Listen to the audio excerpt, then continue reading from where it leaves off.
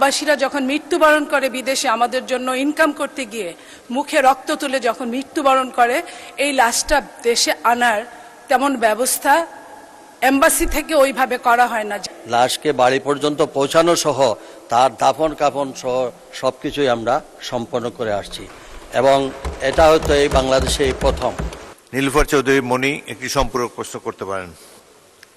মাননীয় স্পিকার, আপনাকে ধন্যবাদ। মাননীয় স্পিকার, এই প্রবাসীরাই আমাদেরকে বাংলাদেশে টিকিয়ে রেখেছে তাদের রেমিটেন্স দিয়ে। এই রেমিটেন্স যোদ্ধারা প্রত্যেকটা পদক্ষেপে অসহায়ের মতো তাদের অবস্থা। দেশের বাইরে যাওয়ার জন্য প্রথমেই তারা আনস্কিল হিসেবে যান। আনস্কিল হিসেবে তারা কিভাবে বাথরুম ইউজ করে, কিভাবে আপনার ইমিগ্রেশনের জন্য কাগজে লিখতে হয়, এগুলো কিছুই জানে না। এই জায়গাগুলোতে আমাদের কোনো ওইখানে হেল্পার নাই। আমরা যারা তাদের সাথে কোনো বিদেশে গমন করি, আমরা হয়তো তাদেরকে কখনো হেল্প করি এই লিখে দেওয়া কাগজগুলোকে। তারপরে যেটা হয়, প্রবাসীরা যখন মৃত্যুবরণ করে বিদেশে আমাদের জন্য ইনকাম করতে গিয়ে মুখে রক্ত তুলে যখন মৃত্যুবরণ করে, এই লাশটা দেশে আনার তেমন ব্যবস্থা এম্বাসি থেকে ওইভাবে করা হয় না, যে কারণে লাশগুলো আপনার দিনের পর দিন মর্চুয়ারিতে থাকতে থাকে কিংবা ওই দেশেই হয়তো বা তাদের দাফন হয়।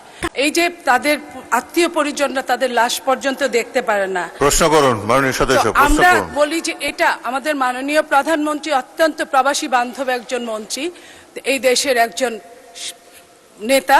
তার কাছে আপনার মাধ্যমে বলতে চাই যে এই লাশগুলো কিভাবে সত্তর আসতে পারে সেই ব্যবস্থাটা উনি যেন করেন এবং এই ই পাসপোর্টের ব্যবস্থাটা সহজীকরণ করার জন্য তাদের হয়ে আমি আবেদন করছি মাননীয় মন্ত্রী মহোদয়ের কাছে। এবং আরেকটা যেটা প্রশ্ন মাননীয় স্পিকার, সেটা এই দেশ থেকে যারা নারীরা যায় প্রবাসে, তাদের যে কত হেনস্থা হতে হয়, তাদের সম্ভ্রম, তাদের ইজ্জত, তাদের সবকিছু। এই নারীদেরকে মাননীয় স্পিকার, এই নারীদেরকে কিভাবে আরো সহজীকরণ ভাবে বাইরে পাঠানো যায়, তাদের সম্মান ইজ্জত নিয়ে তারা যেন থাকতে পারে, এই ব্যবস্থাটা মাননীয় মন্ত্রী কিভাবে করবেন আমি জানতে চাই আপনার মাধ্যমে। ধন্যবাদ মাননীয় স্পিকার। মাননীয় মন্ত্রী। মাননীয় স্পিকার, আপনাকে ধন্যবাদ। এই ব্যাপারে আমাদের মাননীয় প্রধানমন্ত্রীর দিক নির্দেশনায় আমরা প্রত্যেকটি সেন্টারে যেভাবে আমরা দক্ষ শ্রমিক তৈরির জন্য সব প্রশিক্ষণ ব্যবস্থা করা হচ্ছে এবং ইতিমধ্যে মাননীয় সংসদ সদস্য তো জানেন, বাংলাদেশের বিভিন্ন সংবাদ মাধ্যমে প্রকাশিত হয়েছে যে বিদেশে যারা এই পর্যন্ত মৃত্যুবরণ করেছে, এই সরকারের সময় আমরা আমাদের সরকারের রাষ্ট্রীয় খরচে আমরা শুধু লাশ আনি নাই, লাশকে বাড়ি পর্যন্ত পৌঁছানো সহ তার দাফন কাফন সহ সবকিছুই আমরা সম্পন্ন করে আসছি এবং এটা হয়তো এই বাংলাদেশে প্রথম।